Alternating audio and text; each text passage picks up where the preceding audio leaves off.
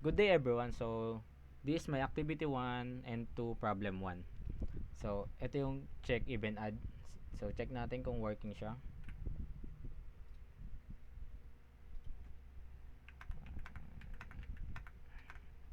As you can see, working siya. So, explain na natin yung code. So, dito is gumamit tayo ng check event add function and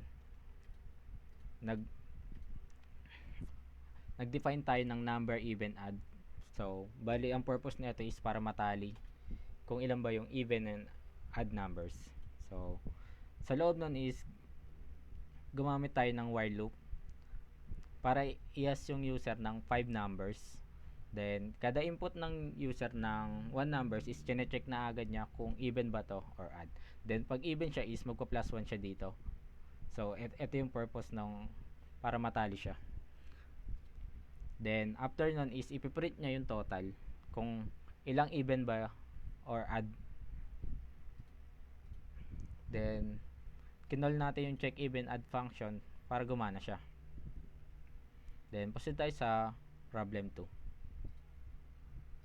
So, dito naman is hanapin natin yung factorial na in-input na number ng user. So, kunwari is 5. So, factorial ng 5 is 120. So, paano ba ito nag-work? So, gumamit tayo dito ng function which is the find factorial n. Dito is define natin yung factorial ng equal 1. Then, gumamit tayo ng for I in range para makompute niya yung 1 hanggang n. So, ganun nag-work yung factorial. Then, after that is ipiprint na niya. Next is proceed tayo sa problem 3. Dito sa problem 3 is ang kailangan natin mano is mag-compute ng discount. Then, kunwari is naglagay i-compute natin is pag 1,000 pataas yung binili ng user is may 10% discount siya. So, check natin kung gumagana ba yung discount. That is 10,000.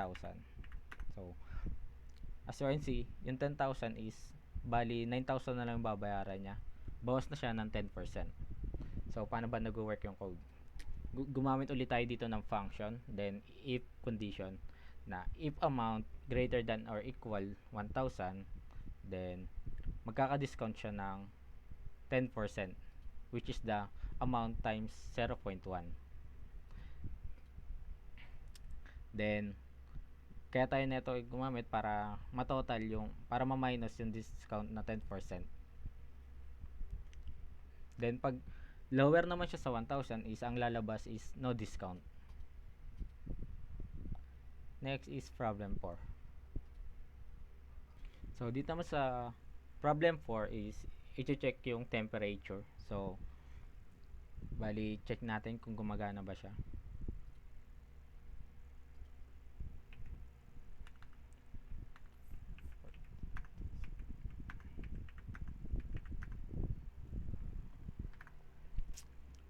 As you can see, gumagana siya. So, bali, 5 beses niya i-ask yung user ng mag-input ng temperature. So, explain na natin yung code. So, dito is gumamit tayo ng function which is the def check temperature. Then, gumamit tayo ng if elif condition. So, the first condition is if temp less than 20, ipiprint niya yung cold. Then, the next condition is temp greater than or equal 20 and temp less than or equal 30, ipiprint niya yung warm, else hot. So, dito is gumamit tayo ng for I in range para 5 beses niya i-ask yung